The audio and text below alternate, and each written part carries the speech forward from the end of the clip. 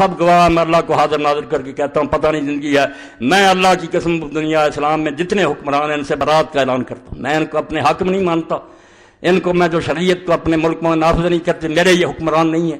میرے دل میں جو آگ لگی ہے وہی یہی ہے کہ اللہ کسی دن اس زمین پر تیرا اور تیرے رسول کا جھنڈا لہرانا چاہیے، تیرا نظام جاری ہونا چاہیے، وہ ایک چپا پر زمین پر جو جاری کرے گا وہ میرا امیر ہوگا، وہ میرا امام ہوگا، وہ میرا خلیفہ ہوگا۔ یہ حکمران ہیں، متغلب ہیں، مسلط ہیں، زبردستی بیٹھے ہیں، ہم ان کا کچھ بگاڑ نہیں سکتے، بے بس اور مجبور ہیں۔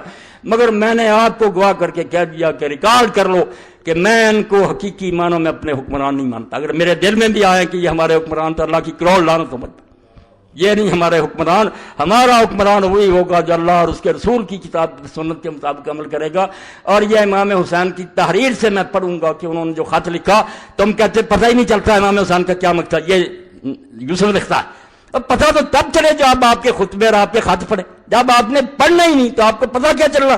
امام نے اپنے خطوں میں لکھا کہ لوگوں ایک ہی اصولی بات ہے، نہ میں اپنے نانا کی گدی چاہتا ہوں نہ تخت کی ضرورت ہے، امام مسلمانوں کا سربراہ صرف ہو سکتا ہے جو اللہ کی کتاب پر عمل کرے، رسول اللہ کی سنت کو جاری کرے اور اس کی اپنی زندگی بھی خدا رسول کی مرضی کے مطابق ہو۔ نل امام سوائے اس کے کوئی امام نہیں۔ اور جھگڑا تو یہ تھا، نہ شراب کا تھا نہ زنا، وہ دیر رات شراب پیتا، یہ اتنی کوئی برائی نہیں تھی، لوگوں میں عیب بھی ہوتے ہیں۔